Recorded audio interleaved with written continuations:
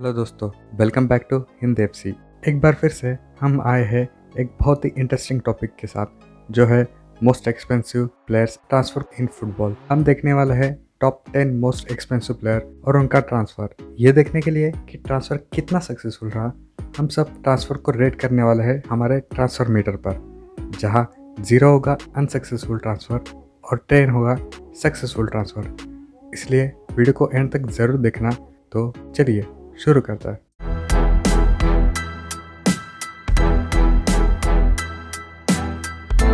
10th place के लिए 3 players आते हैं जिनकी सेम ट्रांसफ़र फी है, वो है 100 मिलियन यूरोस की, और इन तीनों का नाता कभी ना कभी रियल मैड्रिड से रहा है। तो शुरुआत करते हैं गैरेथ बेल के साथ। 2013 में टॉटनहम से रियल मैड्रिड ज्वाइन करने के बाद इस प्लेयर का रियल मैड्रिड में टाइम मिला जुला रहा, जहां इन्होंने कुछ बहुत इंपॉर्टेंट गोल्स तो स्कोर किए, जैसे 2013-14 कैंपेन का कोपा डेल रे final, champions league final, club world cup. पर क्लियरली इंजरीज के कारण ये लॉन्ग टाइम तक कंटिन्यू खेलने में नाकाम रहे, और फाइनली जब ये फिट रहने लगे तो जीदान के साथ इनके खराब रिलेशन की खबरें हेडलाइंस बनाती रही। इस वजह से इनको प्लेइंग 11 में जगह भी मिलना बहुत ही रेयर हो गया, और फिर ये वापस टॉटनहम चले गए ऑन लोन लास्ट सीजन के एंड तक, जहाँ पर भी इनका परफॉर्मेंस और प्लेइंग टाइम दोनों ही ठीक ठाक ही रहा। तो ट्रांसफर मीटर पर हम इनका स्कोर रखते हैं 5 का।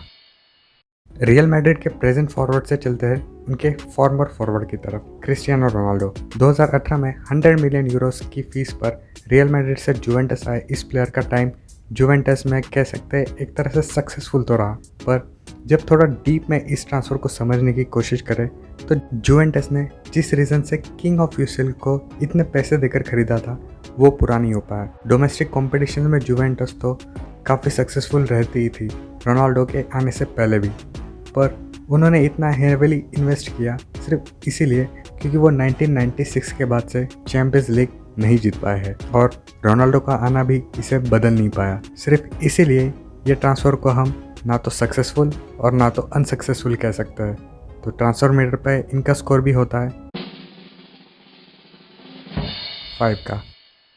अभी आते हैं एक ऐसे ट्रांसफ़र की तरफ जहां हम तो डेफिनेटली कह सकते हैं कि वो सक्सेसफुल रहा या नहीं, क्योंकि 8th पर आते हैं 30 साल के Belgian international Eden Hazard. Chelsea से रियल मैड्रिड आए इस खिलाड़ी को लाया गया था एज अ रोनाल्डोज रिप्लेसमेंट, पर ये हम नहीं भूल सकते कि रोनाल्डो और मेसी जैसे प्लेयर्स का कोई रिप्लेसमेंट ही नहीं है। हज़ार्ड तो ज़्यादातर इंजर्ड ही रहे। रियल मैड्रिड के साथ 2 सीजन में इन्होंने 11 इंजरी सफ़र की है, जिसके वजह से इन्होंने टोटल 58 गेम्स मिस किए। कोविड की वजह से अनअवेलेबल रहने वाला भी टाइम इसमें इंक्लूडेड है। तो डेफिनेटली इस टाइम तक तो ये ट्रांसफ़र अनसक्सेसफुल रहा है। तो ट्रांसफर मीटर पर हम इनका स्कोर रखते हैं 0। 7th नंबर पर भी 2 प्लेयर टाई करते हैं, और ये दोनों ही प्लेयर्स फ्रेंच है।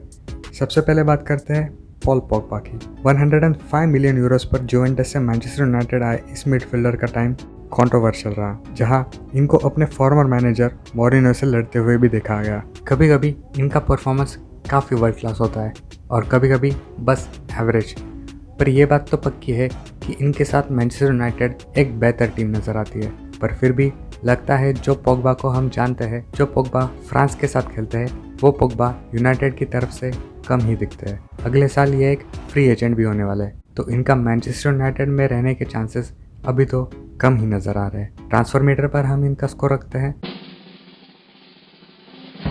5 का।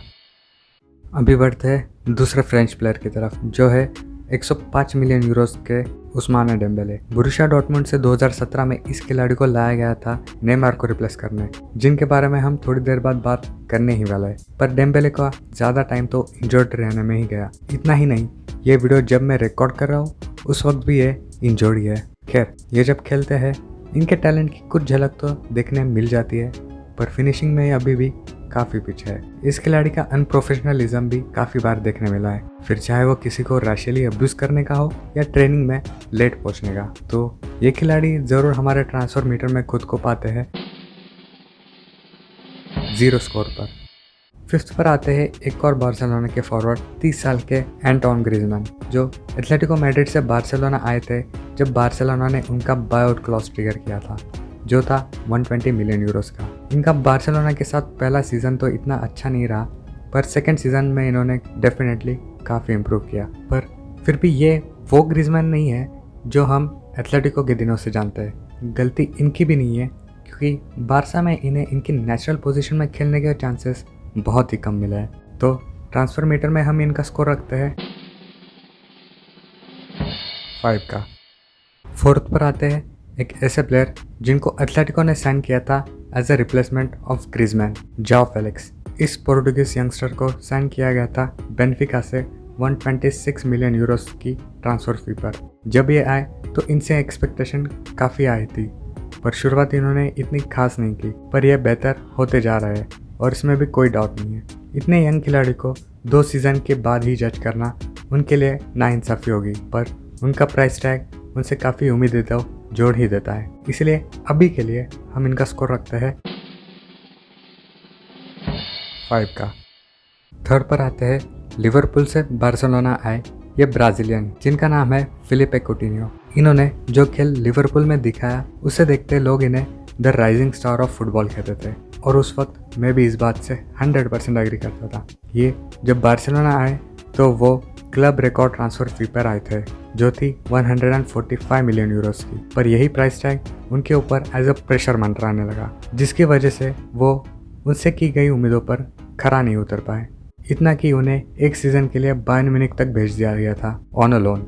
अभी ऐसा वक्त आ गया है कि बारसा इन्हें बेचना चाहती है, पर इनको खरीदने वाला कोई नहीं मिल पा रहा। तो ट्रांसफर मीटर पर हम इनका स्कोर रखते हैं 0। फाइनली हम एक ऐसा ट्रांसफ़र डिस्कस करने जा रहे हैं जो 100% सक्सेसफुल रहा।